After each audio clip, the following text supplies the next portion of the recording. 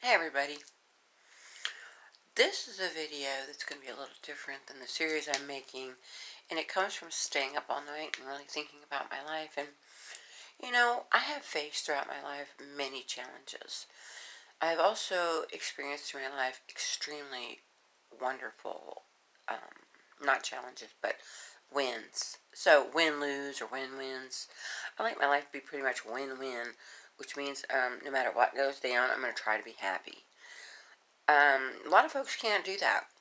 Now, I've been looking at numerology my whole life, metaphysics, teaching. I have a doctorate in metaphysics for what that's worth. I was a midwife really early. If you know my story, I lived on a commune, as you'll know more and more as you listen to my series, and why I am who I am. What I have noticed in probably my whole entire life, for some godforsaken reason, men included, an increased number of envious people about me. They're envious of me for whom I got to marry without even trying, for becoming a nurse and a midwife, by trying really hard, by being the best parent I could be, by being the best friend I could be, by just in general trying to live classy, not trashy, for I am a number 9 in numerology, which this means this is my 9th life. I am a Scorpio. We tend to lead traumatic lives. This has been a very hard life, and I've had to push myself through a lot of fear. I've had to push myself through a lot of harsh traumas. And I don't want to do it anymore. And most folks can't. A lot of folks are traumatized for life, still sitting at home with phobias, and I'm not. I've been beaten up by the police. I have been beaten up out of the middle of nowhere. I have been beaten up by, just in general, a person I happen to meet. And I've learned a lot from hitting that stove with my hand. It's very hot. However, what I've also learned is that what issues I'm having in relationships currently, women and men, for years, is envy. I'm really sorry that I've been in Austin for 40 some odd years and you haven't. So you're going to put me down the whole time and be really envious of the fact that I could have gone to, high school with Stevie Ray Vaughan and some of the musicians in Austin. I don't really care.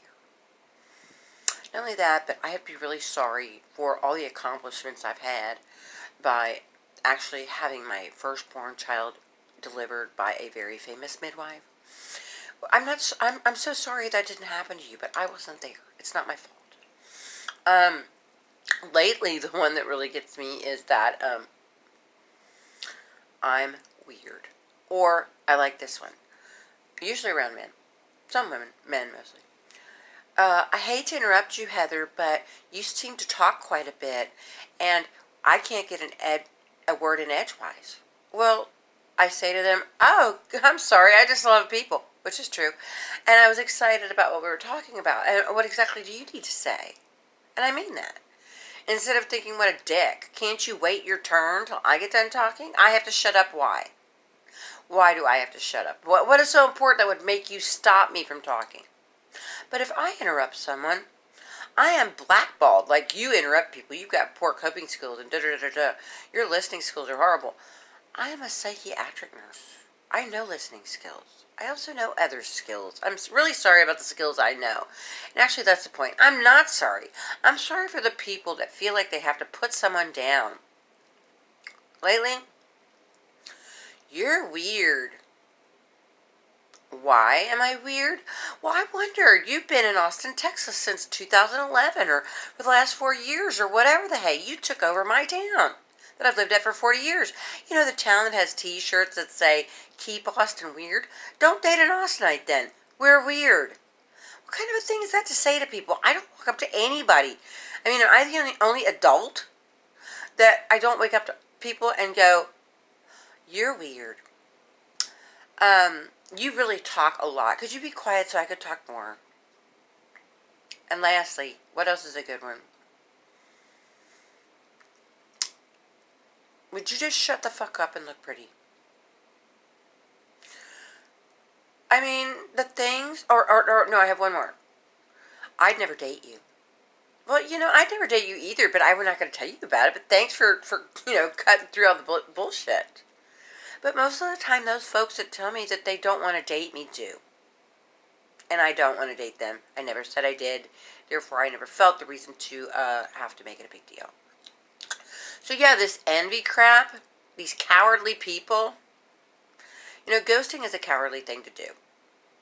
Just whatever plops out of your mouth like you're weird at 61 years old or whatever your age is, that's just poor social skills. And the fact that I listen all the time, I really do. I pay attention a lot of times, I really do, because I know when I'm doing it. Do you not know when you're doing something, you're sitting there thinking about listening? So you're not thinking about answering the next question that they're talking about or involving yourself in the conversation. I'm purposely feeling myself attempting to listen and learn. Therefore, I know me. I know I am not over talking. I know that I can listen. I know that I'm having conversation. So is it about me? I hope it's not about the fact that I'm a female. I hope it's not about the fact that people feel like they have to one-up me. I really hope a lot of men are not this envious, because really, men, get a backbone. And just one last thing about the alphas of the generation.